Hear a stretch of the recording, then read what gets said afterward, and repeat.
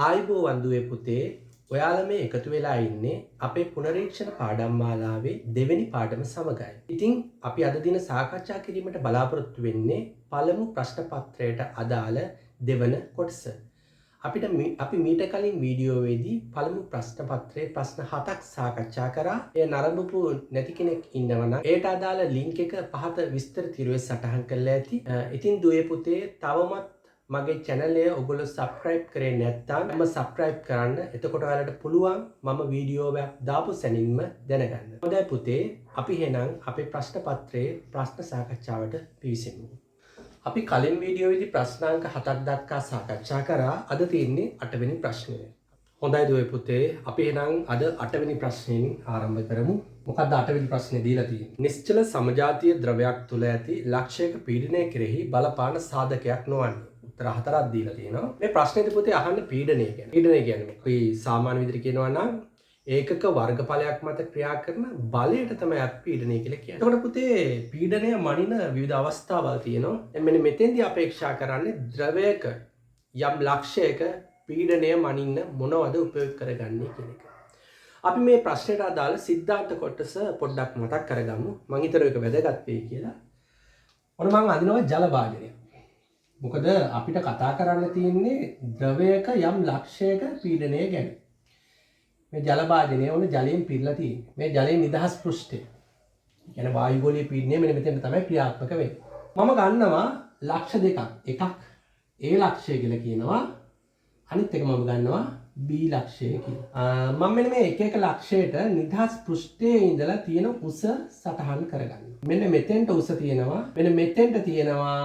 දැන් මට කියන්න නිදහස් පෘෂ්ඨයේ ඉඳලා වැඩිම උසක් තියෙන්නේ Aටද Bට. Bට තමයි වැඩිම උසක්. Aට ඊට වඩා අඩු. එතකොට පුතේ සාමාන්‍යයෙන් ද්‍රවයක පීඩනය ගන්නකොට ද්‍රවයක ලක්ෂයක පීඩනය ගන්නකොට අපි පීඩනය කියලා සලකන්නේ ඒ ලක්ෂයට ඉහළින් තියෙන ද්‍රව කඳේ බර තමයි පීඩනය කියලා ගන්න. එතකොට ඔයගොල්ලන්ට බැලුවම තේරෙන්න ඇති මෙන්න මේ A මට්ටමේදී ගත්තට පස්සේදී මෙතන තියෙන ද්‍රව කඳ මෙච්චරයි. simple h. ඊට වඩා මෙන්න මේ B කියන මට්ටම ගත්තාම ද්‍රව කඳ විශාලයි. එහෙනම් බර වැඩි B වලට, බර අඩු A වලට. right.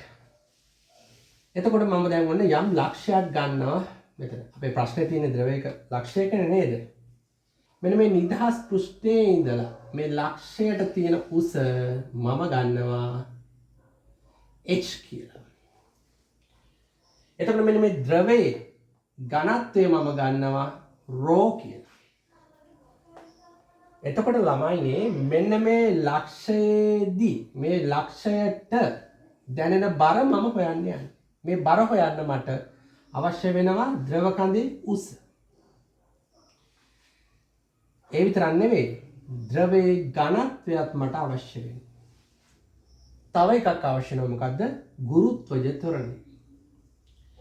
එහෙනම් මෙන්න මේ ද්‍රව කඳේ උස ද්‍රව කඳේ ඝනත්වයෙන් වැඩි කළා ඒක ගුරුත්වජ ත්වරණයෙන් වැඩි කරාම මෙන්න මේ මට්ටමේදී මෙන්න මේ ලක්ෂයේදී ද්‍රව කඳේ බර අපිට හොයාගන්න පුළුවන්.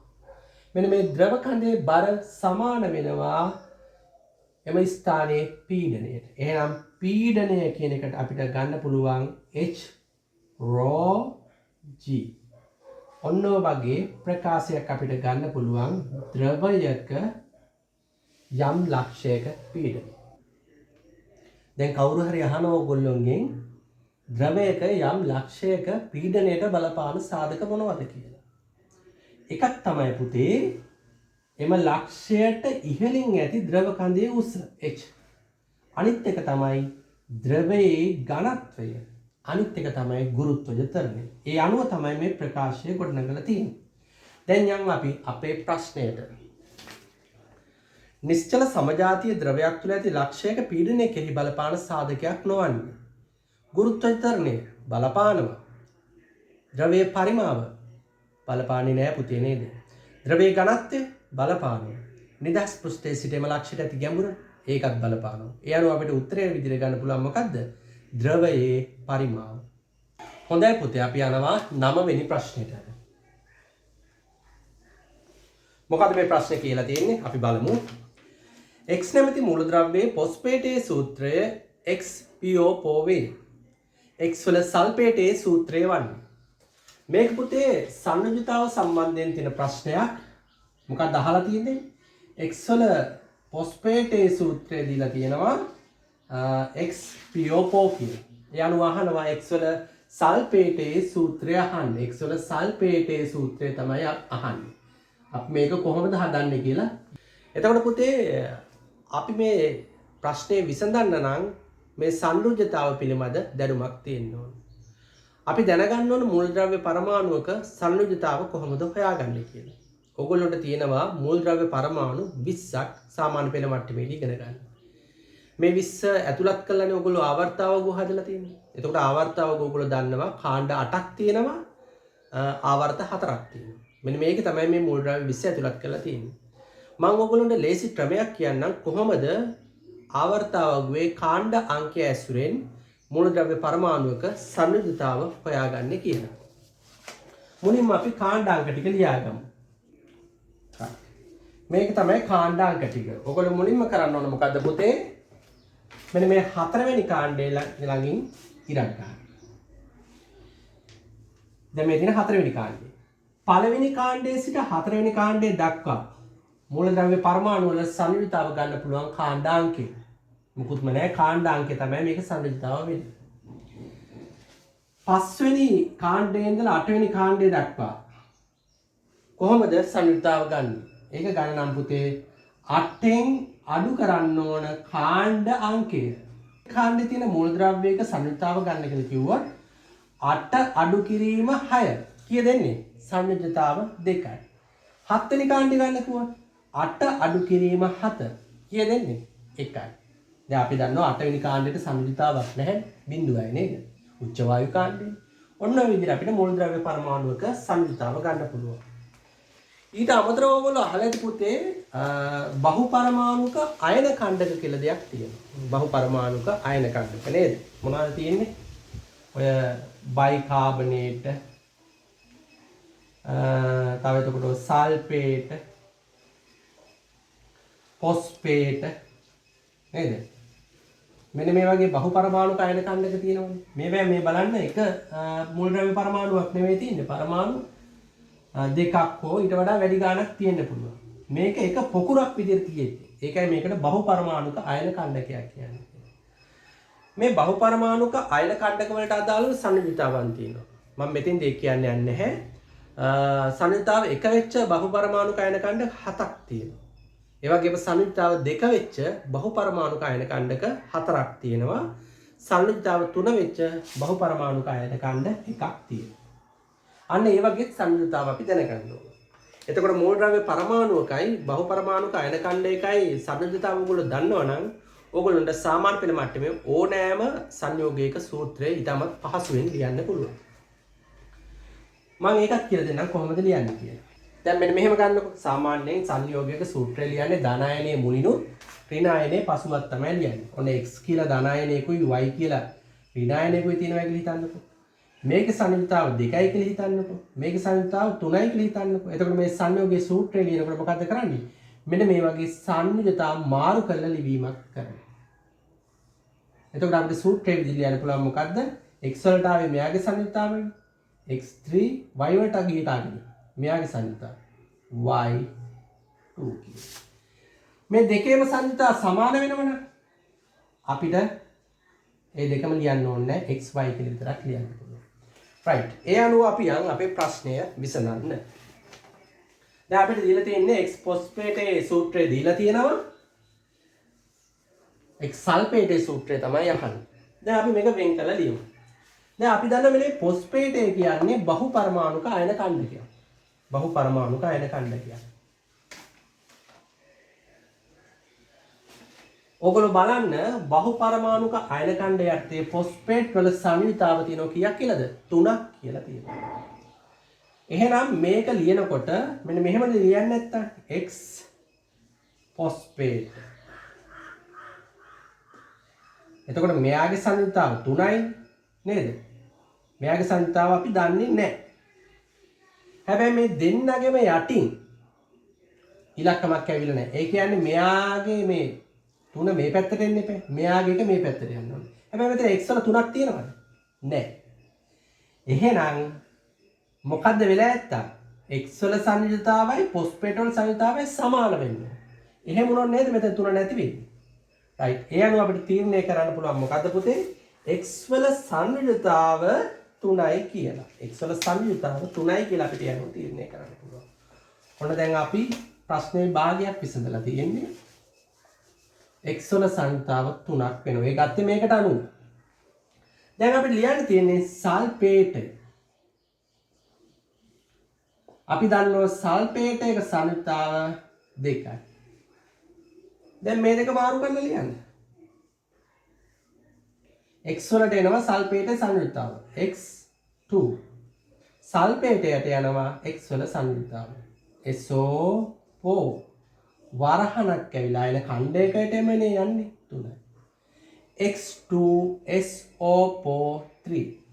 මෙහෙම උත්තරයක් තියෙනවද කියලා බලන්න ඔයාලා කිව්වේ. මොකද උත්තරේ? 4 වෙනි එක උත්තරේ. x2SO4 3. බලමු ප්‍රශ්නය මොකක්ද කියලා.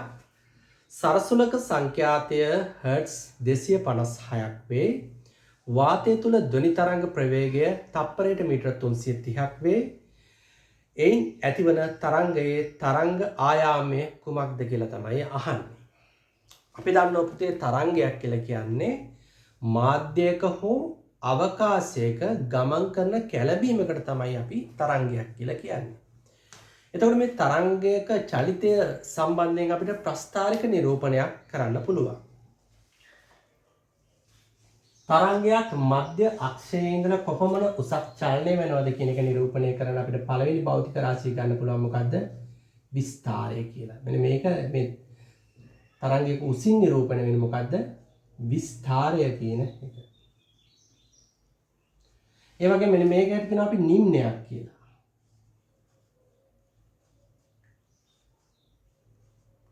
මේවට කියනවා අපි මොකද්ද? ශීර්ෂ කියලා. right. පුතේ තරංගයක ප්‍රස්ථාරයට වුණ අපිට භෞතික රාශි කීපයක් ගන්න පුළුවන්. එකක් තමයි විස්තාරය.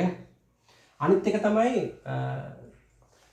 තරංගයක තරංග ආයාමය. අපි පෙන්නනවා ලැම්ඩා වලින් කොහොමද ගන්න පුළුවන්? එක්කෝ නිම්න දෙකක් අතර දුර. මෙන්න මේකත් අපි මොකද්ද? ලැම්ඩා කියලා ගන්න පුළුවන්. එක්කෝ ශීර්ෂ දෙකක් අතර දුර. මේකත් අපිට ලැම්ඩා කියලා ගන්න පුළුවන්. එහෙම නැත්නම් එක් ආවර්තයක් සිදුවීමට ගතවන කාලය. මෙන්න මේකත් මොකද්ද? තරංග ආයාමයක් කියලා අපිට ගන්න පුළුවන්. right. ඔන්නෝක තමයි තරංගයක ප්‍රස්ථාරික නිරූපණය. මේ අනුව අපිට ප්‍රකාශයක් ගොඩනගන්න පුළුවන් තරංගයක වේගය සම්බන්ධයෙන්. මොකද්ද? තරංගයක වේගය v කියලා ගත්තොත් මේක වැඩි කරන්න පුළුවන් තරංගයේ සංඛ්‍යාතයෙන්ුයි තරංග ආයාමයෙන්. මොකද මේකෙන් කියන්නේ තප්පරයකදී තරංගය කොච්චර දුරක් ගමන් කරනවද කියන එක තමයි මෙන්න මෙතෙන්දී කියන්නේ. v සමානයි f lambda. මෙන්න මේ සමීකරණයෙන් තමයි ඔයගොල්ලන්ට මේ ප්‍රශ්නය විසඳන්න තියෙන්නේ. අපි බලමු කොහොමද ඒක තියෙන්නේ කියලා. සරසුලක සංඛ්‍යාතය හර්ට්ස් 256ක් වේ. එතකොට අපිට දීලා තියෙන දත්ත අපිට පැහැදිලිව ලියා ගන්න පුළුවන් එක පැත්තකින්. නේද? දැන් මෙන්න අපේ සමීකරණය v සමානයි f lambda කියන එක අපිට දීලා තියෙනවා. මෙන්න අපි හොයාගන්න ඕන ටික v f lambda සංඛ්‍යාතය හර්ට්ස් 256යි හර්ට්ස්. වේගය තප්පරයට මීටර 330යිලු. එහෙනම් මේක දන්නවා අපෙන් අහන්නේ මෙන්න මේක. එහෙනම් අපි මෙයා තනි කරගන්න ඕනේ. මෙයා උක්ත කරගන්න ඕනේ. ලැම්ඩා මේ පැත්තේ දාලා f මේ පැත්තට අරන් යන්න ඕනේ.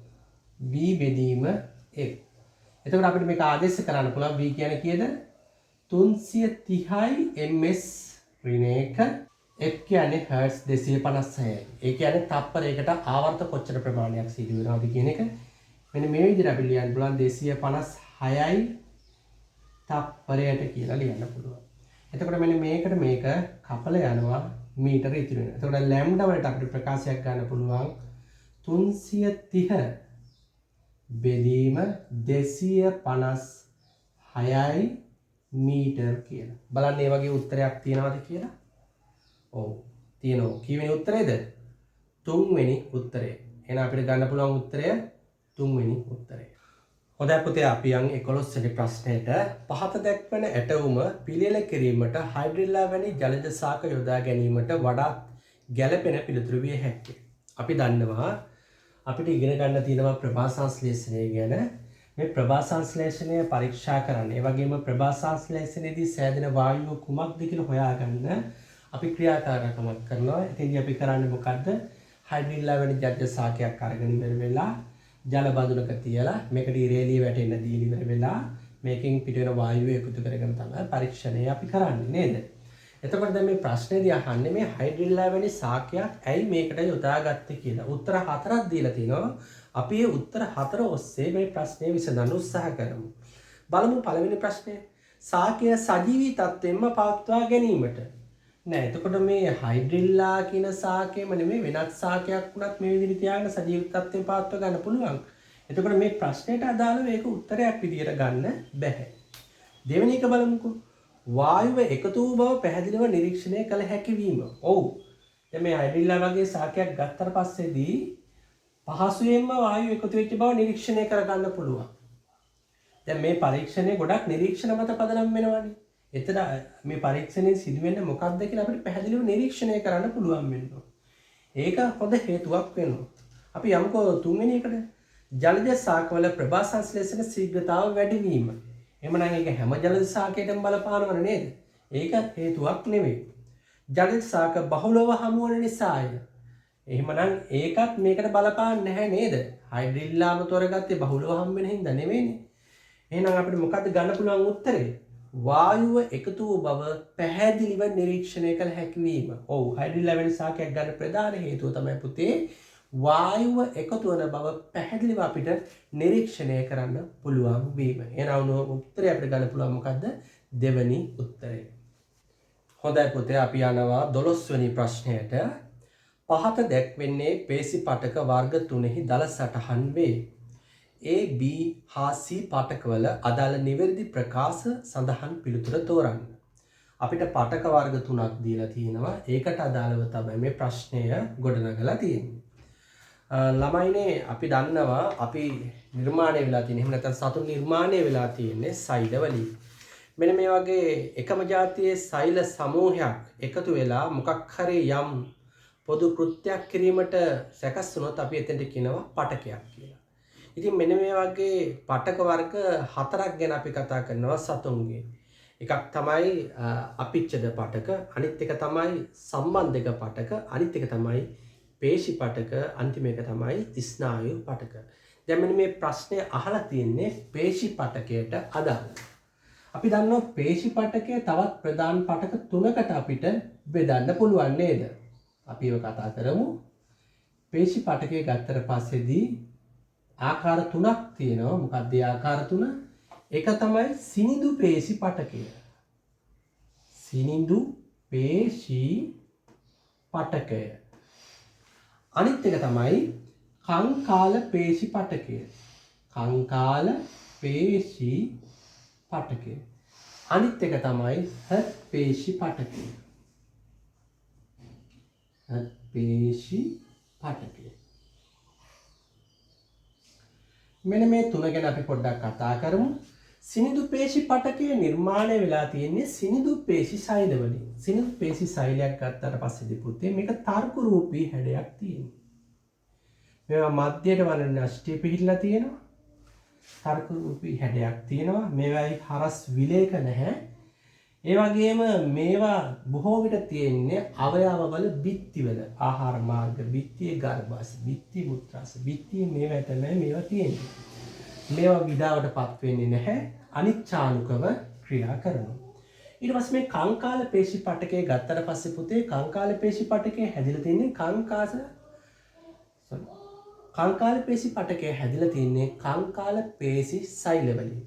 කංකාල පේශි සෛල ගත්තට පස්සේදී එහෙම නැත්නම් කංකාල පේශි පටකය ගත්තට පස්සේදී මේවා බොහෝ දුරට පිහිටලා තියෙන්නේ අස්ථි වලට සම්බන්ධ වෙලා.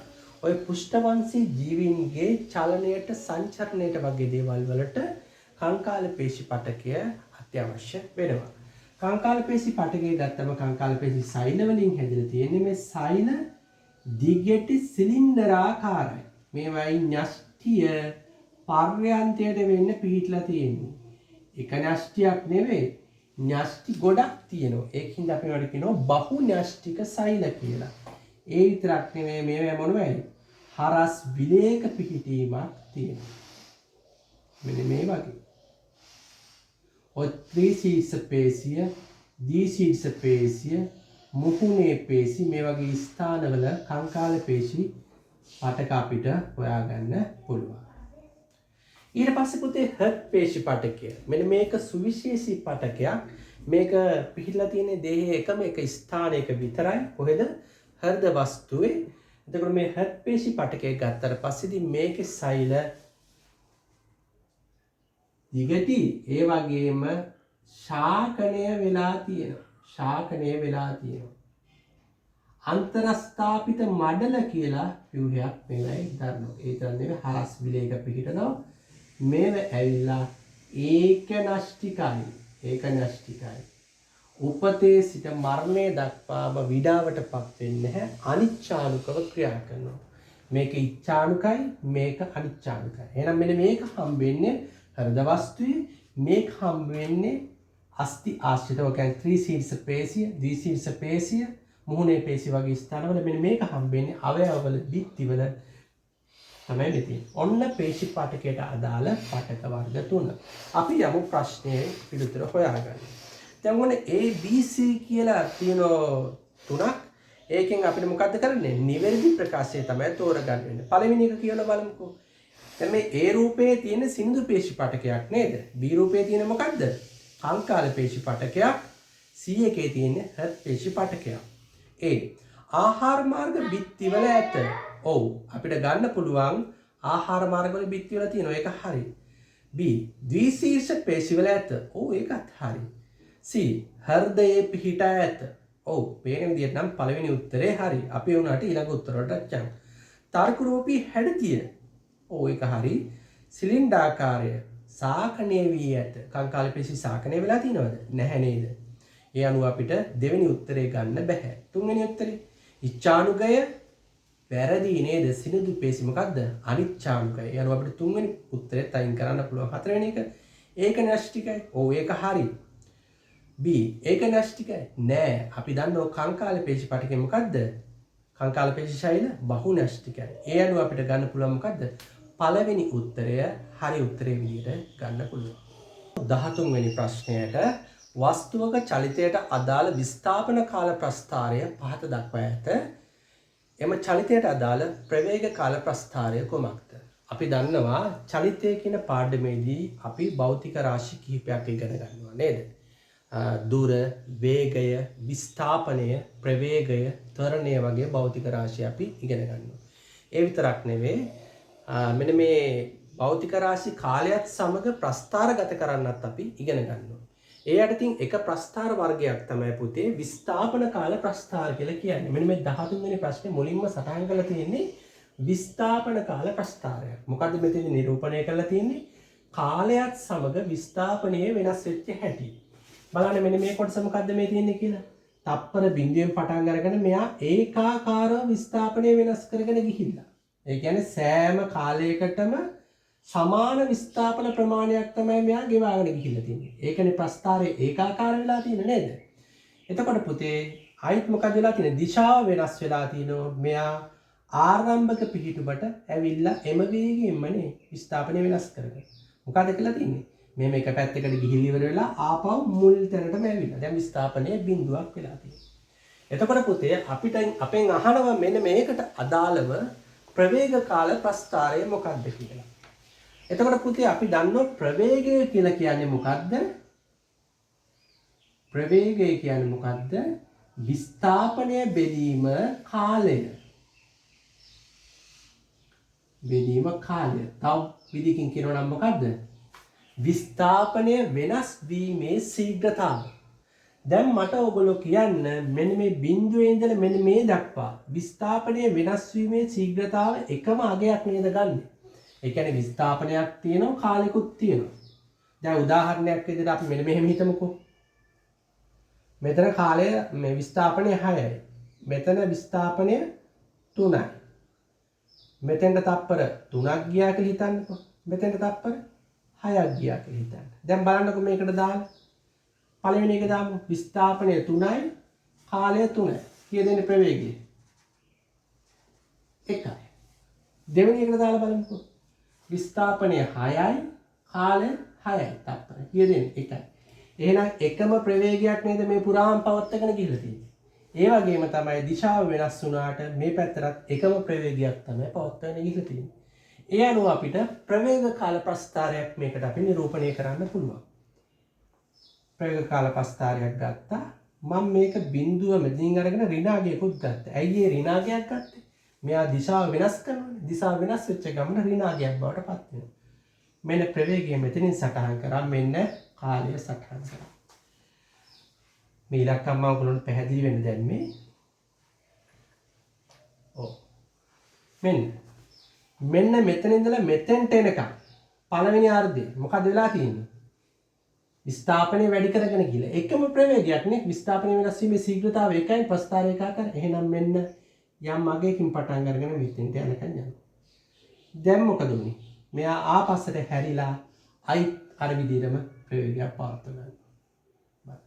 මේ බලන්න ඒකාකාර මේ ප්‍රවේගයකදී මෙන්න මේ විදිහට තමයි ප්‍රස්ථාරය නිරූපණය කරන්නේ. දැන් බලන්න උත්තරේ මොකක්ද කියලා. පළවෙනි උත්තරේ ගන්න පුළුවන්ද? බෑ. දෙවෙනි උත්තරේ අපිට ගන්න පුළුවන් උත්තරය විදිහට.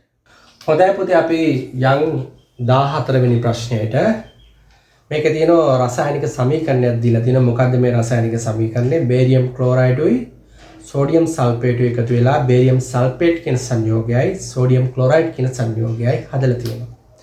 මෙම ප්‍රතික්‍රියාව අයත් වන ප්‍රතික්‍රියා වර්ගය කවරක්ද?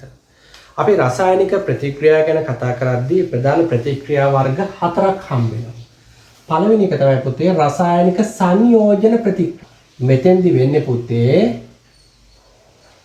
මූලද්‍රව්‍ය පරමාණු දෙකක් එකතු වෙලා නැත්නම් අණු දෙකක් එකතු වෙලා මොකක්ද? අපි හිතමුකෝ හයිඩ්‍රජන් වායුවයි ක්ලෝරින් වායුවයි එකතු වෙලා මොකද්ද? HCl කියන එක හදනවා. රසායනික වියෝජන ප්‍රතික්‍රියා. වියෝජන ප්‍රතික්‍රියා. උදාහරණයක් එකකට කියනවා. හුණු ගස් තියෙන කැල්සියම් කාබනේට්. කැල්සියම් කාබනේට් කියන එක රත් කරාට පස්සේදී කැල්සියම් ඔක්සයිඩ් බවටයි කාබන් ඩයොක්සයිඩ් වායුව බවටයි පත් වෙනවා. නේද? ඔන්න රසායනික වියෝජන ප්‍රතික්‍රියාව. එතෙන්දි වෙන්නේ මොකද්ද? සංයෝගයක් තියෙනවා. මෙන්න මේ සංයෝගය වියෝජනය වෙලා තවත් සංයෝග බවට පත් වීමක් සිදු වෙනවා.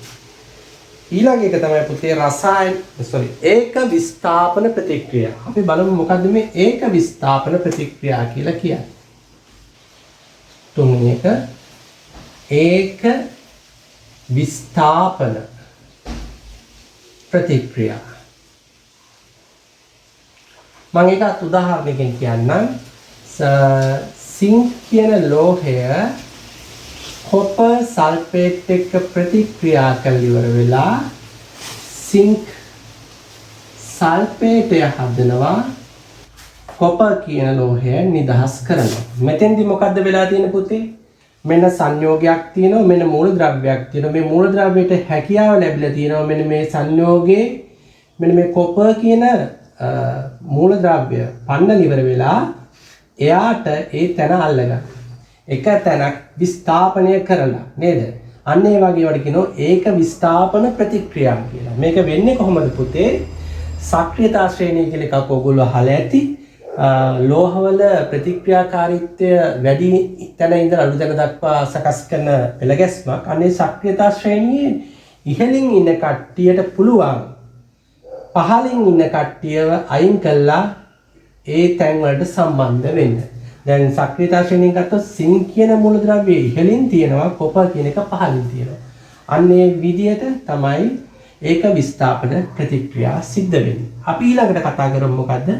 ද්විත්ව විස්ථාපන ප්‍රතික්‍රියා. ඒකත් මම උදාහරණයකින් පැහැදිලි කරන්නම්. ඔයාලගේ ප්‍රශ්නේ උදාහරණයෙන් මම ගන්නම් ඒකට. මෙන්න මේ උදාහරණය තමයි ඔයගොල්ලන්ට දීලා තියෙන්නේ. මොකද්ද මෙතන තියෙන්නේ? බේරියම් ක්ලෝරයිඩ් කියන සංයෝගයයි සෝඩියම් සල්ෆේට් කියන සංයෝගය එකතු වෙලා බේරියම් සල්ෆේට් හදලා තියෙනවා, සෝඩියම් ක්ලෝරයිඩ් හදලා තියෙනවා. මෙන්න මෙතෙන්දී මේ ක්ලෝරින් එක සම්බන්ධ වෙලා තියෙන්නේ බේරියම්. මෙතෙන්දී ක්ලෝරින් එක සම්බන්ධ වෙලා තියෙන්නේ සෝඩියම්. මෙන්න මෙතෙන්දී සල්ෆේට් එක්ක සම්බන්ධ වෙලා තියෙන්නේ සෝඩියම්. මෙතෙන්දී සල්ෆේට් එක්ක සම්බන්ධ වෙලා තියෙන්නේ බේරියම්. ඒ කියන්නේ මූලද්‍රව්‍ය පරමාණුවක් වෙනත් මූලද්‍රව්‍ය පරමාණුක නැත්නම් සංයෝගයක ආයන ඛණ්ඩකයක් සමග සම්බන්ධ වීම තමයි ද්විත්ව විස්ථාපන ප්‍රතික්‍රියාවකදී සිද්ධ වෙන ස්ථාන දෙකක වෙනස් වීමක් සිද්ධ වෙනවා කියන්නේ. ඒකින්ද මෙන්න මේ වගේ එකකට අපිට කියන්න පුළුවන් මොකද්ද? ද්විත්ව විස්ථාපන ප්‍රතික්‍රියාවක් කියලා. අපි යන් අපේ ප්‍රශ්නය විසඳන්න. දැන් ප්‍රශ්නේ දීලා තියෙනවා මේ ප්‍රතික්‍රියාව ඈත් වෙන ප්‍රතික්‍රියා වර්ගය කවරක්ද? ඒක විස්ථාපන ප්‍රතික්‍රියාවක්ද මේක? නැහැ. සංයෝජන ප්‍රතික්‍රියාවක්ද? නැහැ. වියෝජන ප්‍රතික්‍රියාවක්ද? නැහැ. මොකක්ද එනම් උත්තරේ? ද්විත්ව විස්ථාපන ප්‍රතික්‍රියාව. අපි යමු පුතේ 15 වෙනි ප්‍රශ්නෙට බලමු මොකක්ද ඒක කියලා තියෙන්නේ කියලා. M නැමැති ජල ස්කන්ධයක උෂ්ණත්වය සෙල්සියස් අංශක T වලින් ඉහළ නැංවීම සඳහා කැපිටල් H ජූල් තාප ප්‍රමාණයක් ලබාගෙන ඇත. ජලයේ විශිෂ්ට තාපධාරිතාව C නම් C සඳහා ප්‍රකාශයක් තමයි මෙයාලා අහන්නේ. අපි දන්නවා යම්කිසි ද්‍රව්‍යයකට උෂ්ණත්වය සපයනකොට නැත්නම් උෂ්ණත්වය එහි වැඩි කරනකොට ඒ ද්‍රව්‍ය මගින් තාපය උරා ගැනීමක් සිද්ධ කරනවා. එහෙම නැත්නම් යම්කිසි ද්‍රව්‍යයකින් උෂ්ණත්වය ඉවත් කරනකොට ඒ ද්‍රව්‍ය මගින් තාපය පිට කිරීමක් සිද්ධ කරනවා. එක්ක මේ උරාගත් තාප ප්‍රමාණය. එහෙම නැත්නම් මේ පිට කරපු තාප ප්‍රමාණය අපි හඳුන්වන්න පුළුවන් මොකෙන්ද? Q වලින්. Q කියලා කියන්නේ තාප ප්‍රමාණය. ඒ කියන්නේ එක්ක උරාගත්තේ නැත්නම් පිට කරපු තාප ප්‍රමාණය. ඒ වගේම මෙන්න මේ උරා ගන්න හෝ පිට කරන තාප ප්‍රමාණය රඳාපවතින එක සාධකයක් තමයි මේ ද්‍රව්‍යයේ ස්කන්ධය. අපි මේක M වලින් හඳුන්වනවා. තව සාධකයක් තමයි C. C කියන්නේ විශිෂ්ට තාපධාරිතාව. ඒ වගේම අදාළ උෂ්ණත්ව වෙනසක් වැදගත් වෙනවා. උෂ්ණත්වය වැඩි කරා නම් කොච්චර ප්‍රමාණයකින් වැඩි කරාද? උෂ්ණත්වය අඩු කරා නම් කොච්චර ප්‍රමාණයකින් අඩු කරාද කියන එකත් වැදගත් වෙනවා. උෂ්ණත්ව වෙනසක් අපි මෙතෙන්දි ගන්න. එතකොට θ. එහෙනම් යම්කිසි ද්‍රව්‍යයක සිදුවෙච්ච තාප හුවමාරු එක්ක තාප උරා ගැනීමක් නැත්නම් තාපය පිට කිරීමක් ප්‍රකාශ කරන අපිට සමීකරණයක් ගොඩ ගන්න පුළුවන් මොකද්ද? Q සමානයි mc θ කියලා. නේද? මේක මතක තියාගන්නත් හරි ලේසි නේද? කොහොමද? Q සමානයි mc θ. මෙන්න මේ සමීකරණයට අදාළව තමයි මේ ප්‍රශ්නය නිර්මාණය කරලා තියෙන්නේ. අපි බලමු මෙන්න මේකට දීපු දත්ත අපි පැත්තකින් සටහන් කරගමු නේද? ඉස්සලා මේ ටික ලියාගමුකෝ. Q M C θ. එතකොට මොකද්ද දෙන්නේ? M නැමැති ජල ස්කන්ධය. එහෙනම් ස්කන්ධය මොකද්ද? Capital M. උෂ්ණත්වය සෙල්සියස්ක T වලින් ඉහළ නැංවීමට. ඒ කියන්නේ උෂ්ණත්ව වෙනස කොච්චර දීලා තියෙනවද? T වලින්. T ප්‍රමාණයකින් ඉහළ නැංවලා තියෙනවා.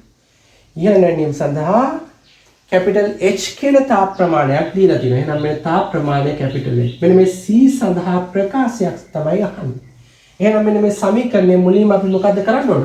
C කියන පදය උක්ත කරගන්න ඕන. එහෙනම් C තනි කරාට පස්සේදී මෙන්න මේ දෙන්නම එහා පැත්තට ගෙනියන්න. මොකද්ද එතකොට? Q බෙදීම M θ. දැන් මෙන්න මේවට අදාළව අගයන් ආදේශ කරා. C සමානයි මොකද්ද? Q කියන්නේ මොකද්ද? Capital H. බෙදීම M කියන්නේ මොකද්ද? Capital M. θ කියන්නේ කොච්චරද? T. මෙන්න මේක තමයි C සඳහා ප්‍රකාශයක් විදිහට අපිට ගන්න පුළුවන්. බලමු කීවෙනි උත්තරේද කියලා. පළවෙනි උත්තරේ ගන්න පුළුවන්ද?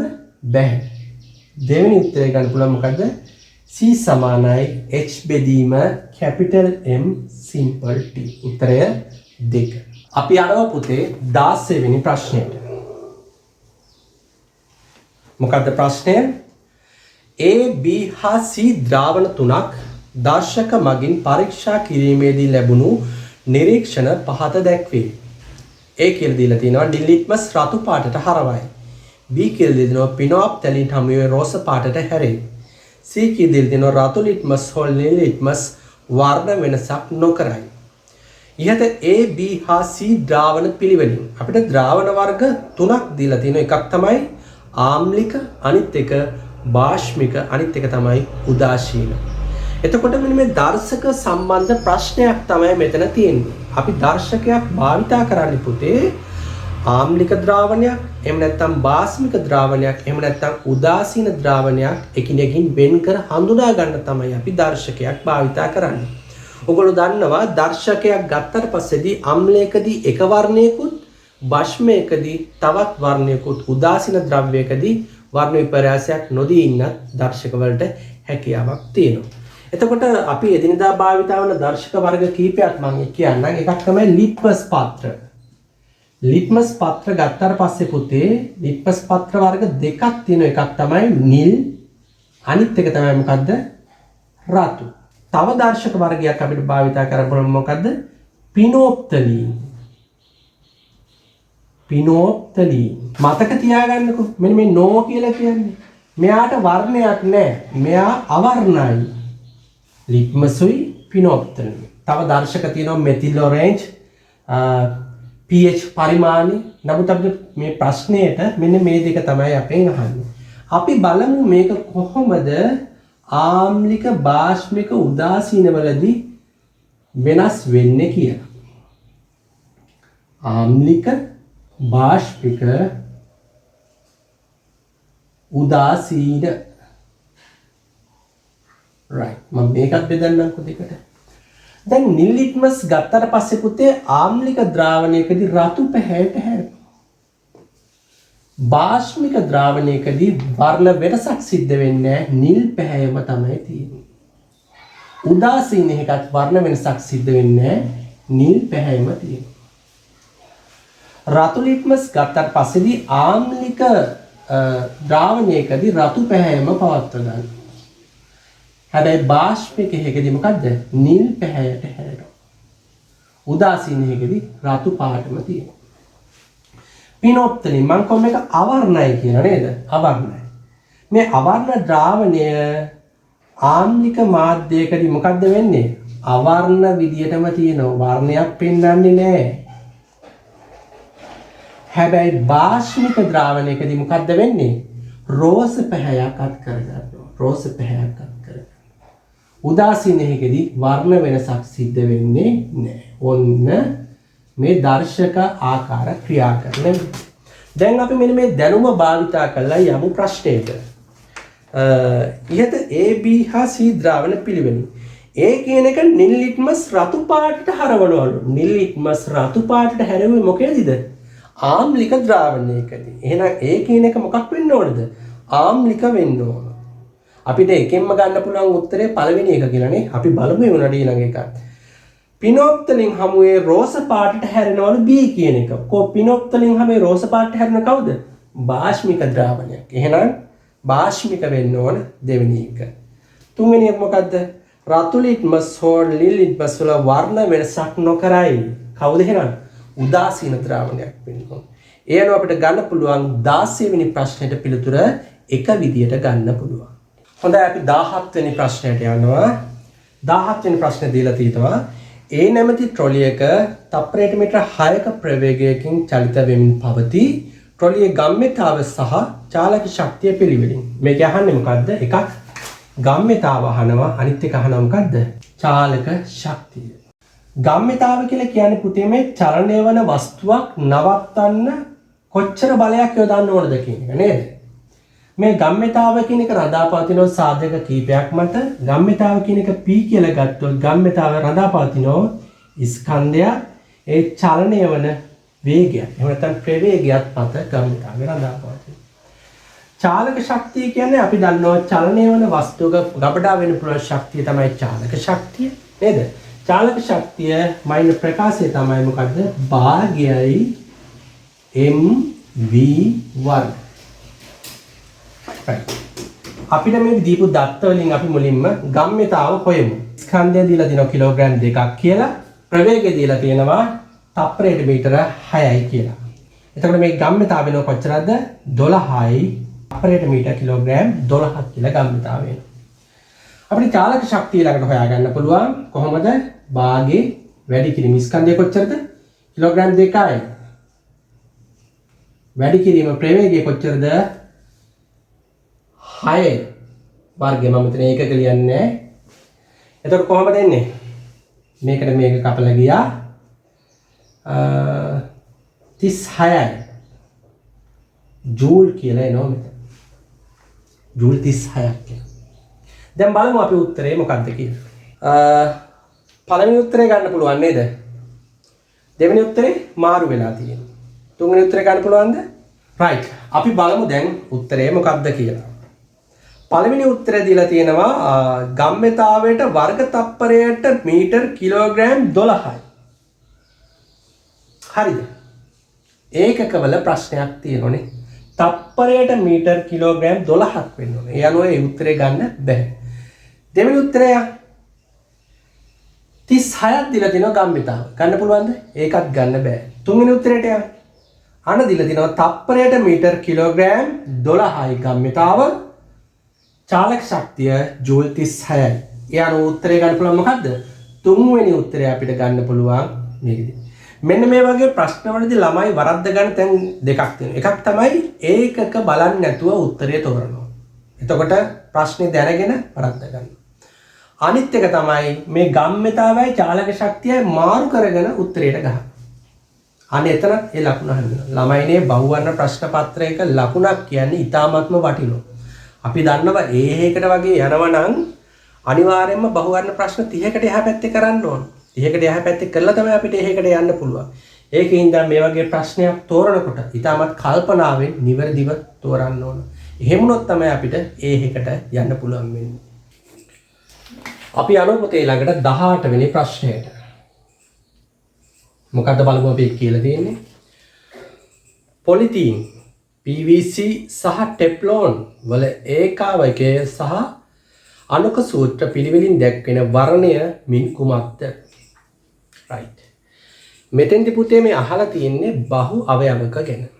අපි බලමු මොකද්ද බහු අවයවකයක් කියලා කියන්නේ. මොකද්ද මේ බහු අවයවකයක් කියලා කියන්නේ? මම ඔයගොල්ලන්ට එක උදාහරණයක් කියන්නම්. ඔයගොල්ලෝ දන්න දම්වැලක් කියන්නේ මොන වගේද කියලා නේද?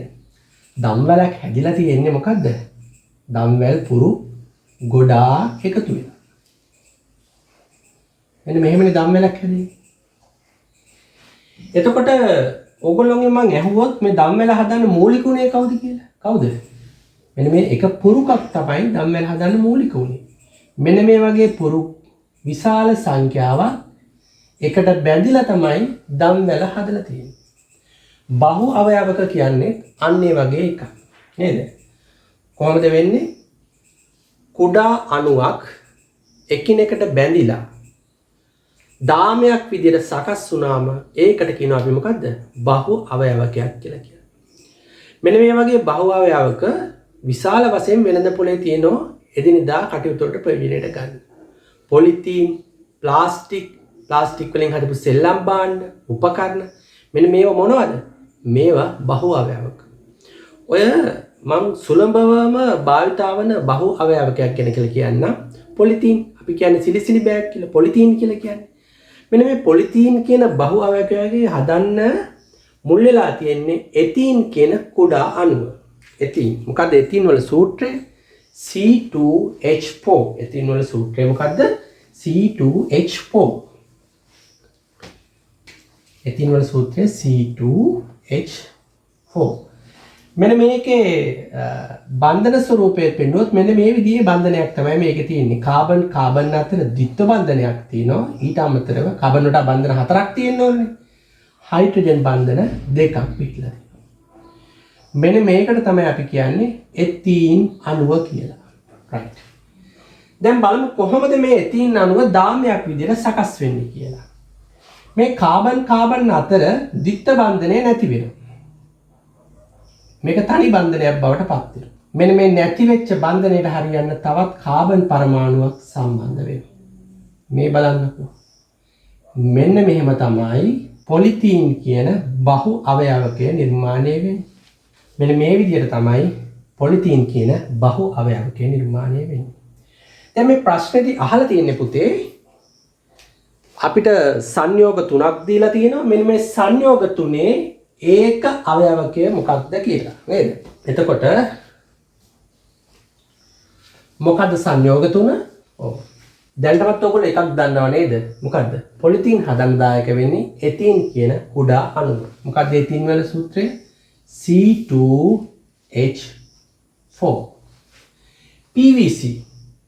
PVC කියන්නේ එතීන් වල එක ව්‍යුත්පන්නයක්. මෙතෙන්දි වෙන්නේ මොකද්ද? මෙන්න මේ හයිඩ්‍රජන් හතරෙන් එකකට මොකද්ද? ක්ලෝරින් පරමාණුවක් සම්බන්ධ වෙන්නේ.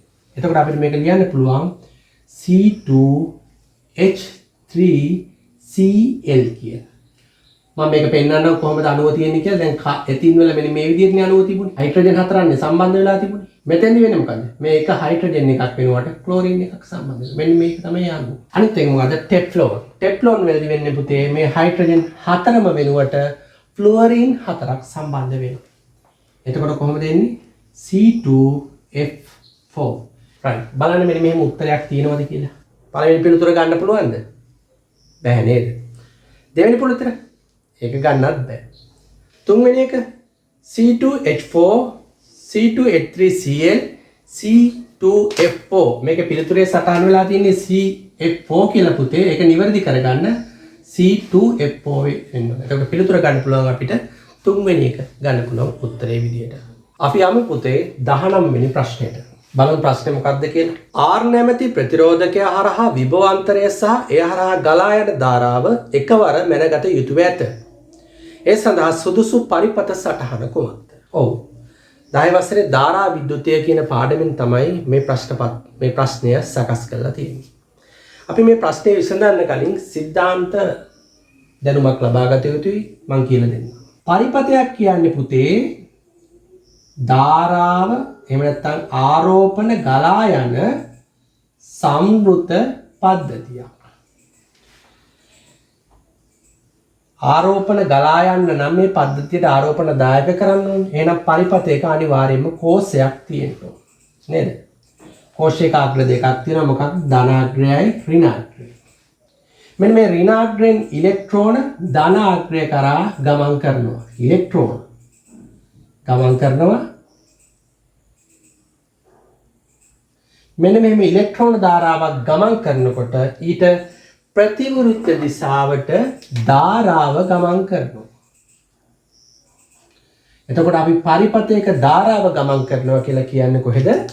ධන අග්‍රයේ ඉඳලා ඍණ අග්‍රය දක්වා. මේ ධාරාව හරි ඉලෙක්ට්‍රෝන හරි ගමන් කරන්න නම් පුතේ මේ ධන අග්‍රයයි ඍණ අග්‍රයයි මොකද්ද?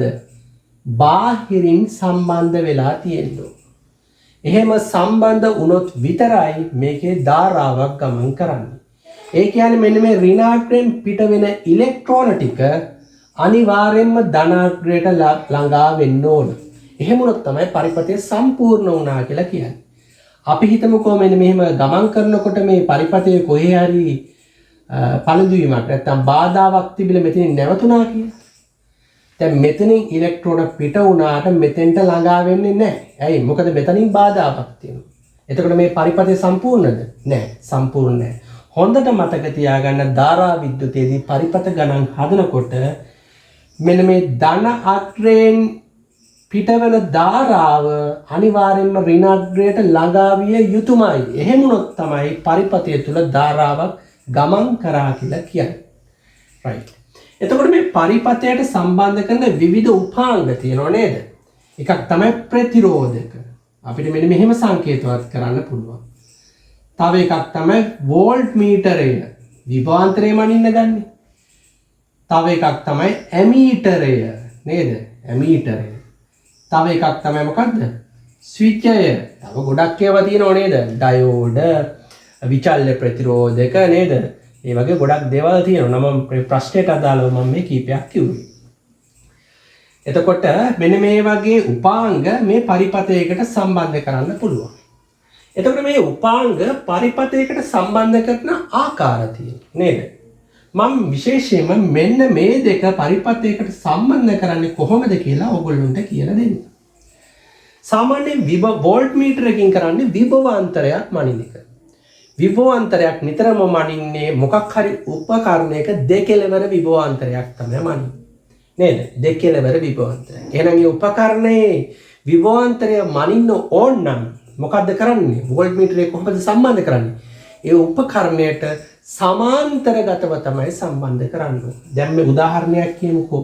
මෙන්න මෙතන ප්‍රතිරෝධකයක් තියෙනවා කියලා. R කියලා. මට මෙන්න මේ ප්‍රතිරෝධකයේ විභවාන්තරය මැනගන්න ඕනේ. එහෙනම් මම මේකට වෝල්ට් මීටරේ සම්බන්ධ කරන්නේ මේකේ දෙකෙලවරට. ඒ කියන්නේ මෙන්න මේ R කියන ප්‍රතිරෝධකයට සමාන්තරගතව තමයි මම මේකේ වෝල්ට් මීටරේ සම්බන්ධ කරන්නේ. right. එහෙනම් වෝල්ට් මීටරයක් පරිපතයකට සම්බන්ධ කරන්න ඕන කොහොමද? සමාන්තරගතව. right. ඊළඟට ඇමීටරය. ඇමීටරයක් කියන්නේ ධාරාව මනින්න භාවිතා කරන උපකරණයක්. මෙන්න මේ ඇමීටරයෙන් ධාරාව මනින්න නම් ඒ ගමන් කරන ධාරාව මේ ඇමීටරය හරහා ගමන් කළ යුතුයි. එහෙනම් ඇමීටරයක් පරිපතයකට සම්බන්ධ කරන්නේ කොහොමද? ශ්‍රේණිගතව. කොහොමද සම්බන්ධ කරන්නේ? ශ්‍රේණිගතව තමයි සම්බන්ධ කරන්න ඕනේ. එහෙනම් ඔන්න ඔය දැනුම අපිට අවශ්‍යයි මේ ප්‍රශ්නේ විසඳන්න. දැන් අපි යම් ප්‍රශ්නෙට. ඔන්න පරිපත සටහන් හතරක් ඕගොල්ලන්ට දීලා තියෙනවා. R නැමැති ප්‍රතිරෝධකය හරහා අපිට විභවාන්තරයක් මනින්න ඕන. අනිත් එක මොකද්ද? ධාරාවක් මනින්න ඕන. මෙන්න මේක කරන්න කොහොමද අපි මේකට වෝල්ට් මීටරයයි ඇමීටරයයි සම්බන්ධ කරන්නේ කියලා මේ ප්‍රශ්නේදී අහන්නේ. right. මම පරිපත සටහන අඳින්නම්.